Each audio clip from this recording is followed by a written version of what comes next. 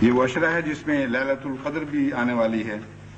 حضرت عائشہ صدیقہ رضی اللہ تعالیٰ عنہ بیان فرماتی ہیں کہ میں نے حضرت صلی اللہ علیہ وآلہ وسلم سے پوچھا، اے رسول اللہ، اگر مجھے معلوم ہو جائے کہ یہ لیلۃ القدر ہے تو میں اس میں کیا دعا مانگوں؟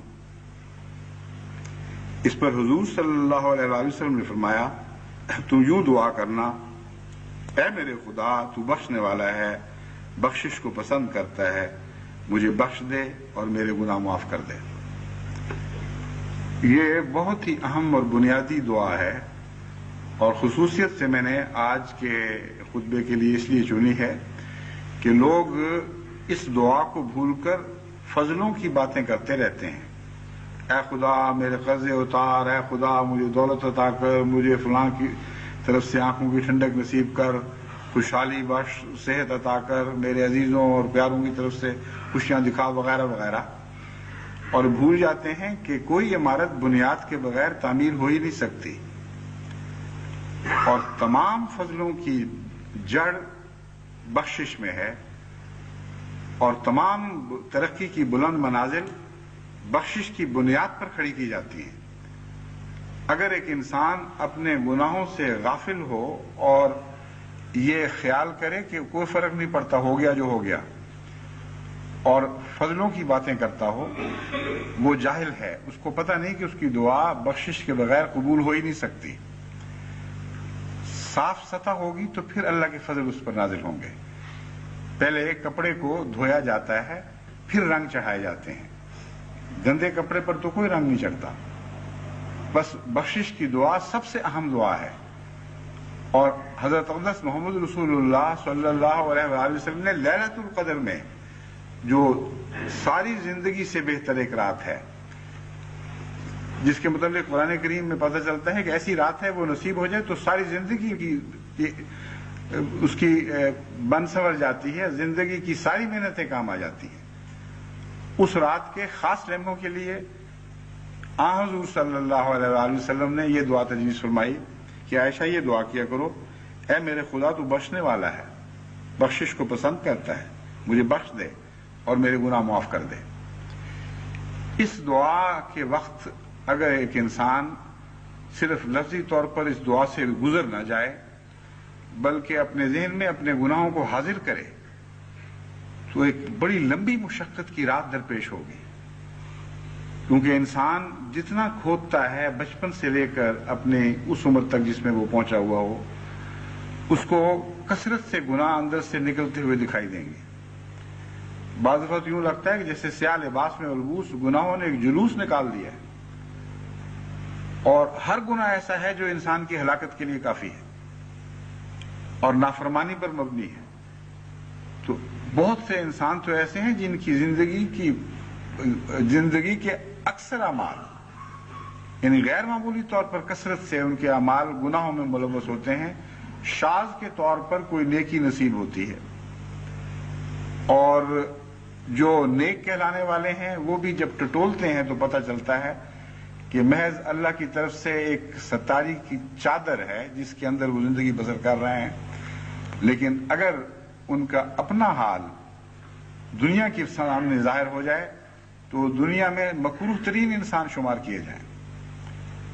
امر واقعہ یہ ہے، آپ اخباروں میں جب پڑھتے ہیں فلاں شخص سے فلاں بدی سرزد ہوئی اور سارا اللہ محلہ اکٹھا ہو گیا اور بڑی اس کی تشہیر ہوئی، بڑی تذلیل ہوئی، منہ کالے کیے گئے، تو ایک آدمی، جاہل آدمی، بڑا مزے سے پڑھتا ہے کہ خوب پکڑا گیا، دیکھو اوپر سے یہ تھا اندر سے یہ نکلا۔ اور اگر اپنے اندر جھانک کے دیکھے تو اندر جھانکا نہ جائے، ایسے ایسے اتنے وجود اس کو دکھائی دیں اپنے وجود کے اندر چھپے ہوئے کہ ہر وجود جب ننگا کیا جائے تو ساری دنیا کی لعنتیں اس پر پڑیں۔ کیسا غافل انسان ہے، دوسروں کے عیوب دیکھنے میں کیسی دلیری دکھاتا ہے، کیسے فخر کے ساتھ اس کا ذکر کرتا ہے اور پھر لذتوں کے ساتھ اس کو پڑھتا ہے۔ اب انگلستان میں رائل فیملی کی بعض کمزوریاں کھوج کر کے باہر نکالی گئیں، جو اسلام کی روح سے سراسر ناجائز اور ایک ظالمانہ فعل ہے۔ کسی کو حق نہیں کہ کسی انسان کی ذاتی کمزوریوں کو کھوج کر کے نکالے اور پھر دنیا کے سامنے ان کو پیش کر کے جگہ سائی کرے. لیکن ان قوموں کے کردار بگڑ چکے ہیں، ان قدروں کا اب ان کو کوئی خیال نہیں رہا. کھوج کر کے نکالی گئی اور سارے ان کو ہنستے اور مذاق اڑاتے، ٹیلی ویژن پر پروگرام ہوتے. حالانکہ وہی ٹیلی ویژن روزانہ روزمرہ کی زندگی کو اس سے بہت زیادہ بھیانک شکل میں دکھا رہی ہے. وہ جرائم جو گھر گھر میں ہر وجود کی زندگی کا حصہ بن چکے ہیں، وہ اگر فلاں سے سرزد ہو جائے تو ساری دنیا ہنستی اور مذاق اڑاتی. یہ دوگلا پن، یہ منافقت انسانی زندگی کا حصہ بنی ہوئی ہے، اور منافق خدا کے ہاں قبول نہیں ہو سکتا. اس لیے مغفرت کی دعا کے وقت یہ بات مد نظر رکھیں کہ یہ درست ہے کہ اللہ تعالیٰ کی ستاری نے آپ کو ڈھانپ رکھا ہے. درست ہے کہ اللہ تعالیٰ کی ستاری آپ کو یہ بھی اجازت نہیں دیتی کہ اپنے جرائم دنیا کے سامنے پیش کریں، اور اس کو بھی خدا کراہت سے دیکھتا ہے اور ناشکری سمجھتا ہے. لیکن اپنے حضور تو اپنے گناہ پیش کریں. اگر آپ کی آنکھوں کے سامنے آپ کے گناہ نہیں آئیں گے تو خدا کے حضور کس طرح پیش کر کے مغفرت اور بخشش کی دعائیں مانگیں گے؟ بس فضلوں سے بہت پہلے، بڑی بڑی ترقیات سے بہت پہلے پیشتر اس کے مقام محمود کی باتیں ہوں، مقام محمود والے کے قدم چھونے کی باتیں ہوں. پہلے اپنے نفس کو تو پاک اور صاف کرنے کے لیے مغفرت کی دعائیں مانگیں. یہ وہ نقطہ ہے جس سے حضرت اقدس محمد رسول اللہ صلی اللہ علیہ وسلم نے حضرت عائشہ کو سمجھایا، اور یہ سمجھانا بتاتا ہے کہ کتنا گہرا عرفان تھا حضور صلی اللہ علیہ وسلم میں. کوئی دنیا کا آدمی جب اس سے کہا جائے کہ اگر تمہیں کوئی لمحہ نصیب ہو کہ جب کہا جائے مانگ جو مانگتا ہے تیری دعائیں قبول ہوں گی، تو وہ ضرور ایسی ایسی باتیں سوچے گا، دو جہان کی دولتیں مانگوں، فلاں جنت مانگوں، فلاں چیز مانگوں. اور حضرت محمد رسول اللہ صلی اللہ علیہ وسلم جو حقیقی طور پر عارف باللہ تھے، آپ فرماتے ہیں بخشش کی دعا مانگنا، بخشش کے بغیر تمہیں کچھ بھی نہیں مل سکتا. اور حقیقت یہ ہے کہ انسان بخشش کے بغیر ایک زندگی کا سانس لینے کا بھی اہل نہیں ہے. اس کی ساری زندگی حرام کی زندگی ہے، کیونکہ جب خدا کی نافرمانی میں اس کی عطا کردہ نعمتوں سے انسان لذت حاصل کرتا ہے تو وہ حرام کی لذت ہے، اس کی کوئی بھی حقیقت نہیں. ساری زندگی میں وہ زہر گھول دیتی ہے.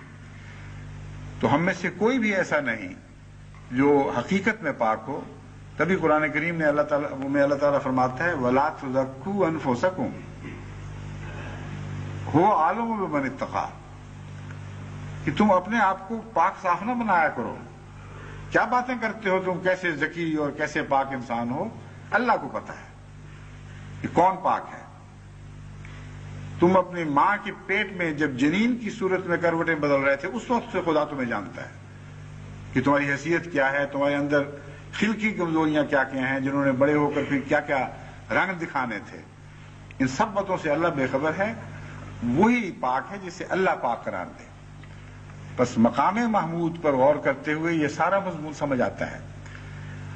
حضرت صلی اللہ علیہ وآلہ وسلم نے جو مقام محمود پر فائز تھے، ہمیں بتایا کہ حمد سے پہلے بخشش ضروری ہے، اور بغیر بخشش کے نہ انسان حمد کی اہلیت رکھتا ہے نہ محمود بن سکتا ہے.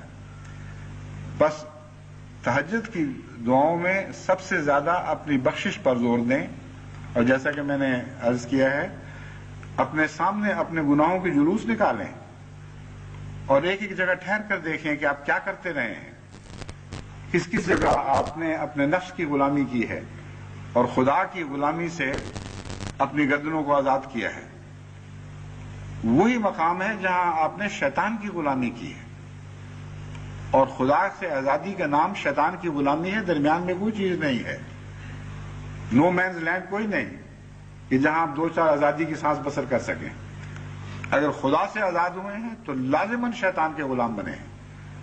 تو ان زنجیروں کو توڑ کر پھینکیں گے تو پھر آزادی کی سانس نصیب ہوں گے، اس کے بغیر کیسے ہو سکتے ہیں. بس حضرت اقدس محمد رسول اللہ صلی اللہ علیہ وسلم کی اس نصیحت کو حرز جان بنائیں، اور بقیہ رمضان جو باقی ہے اس میں خصوصیت سے اپنے نفسوں کو گناہوں سے پاک کرنے کے لیے بخشش کی طرف غیر معمولی توجہ کریں، بخشش طلب کرنے کی طرف غیر معمولی توجہ کریں۔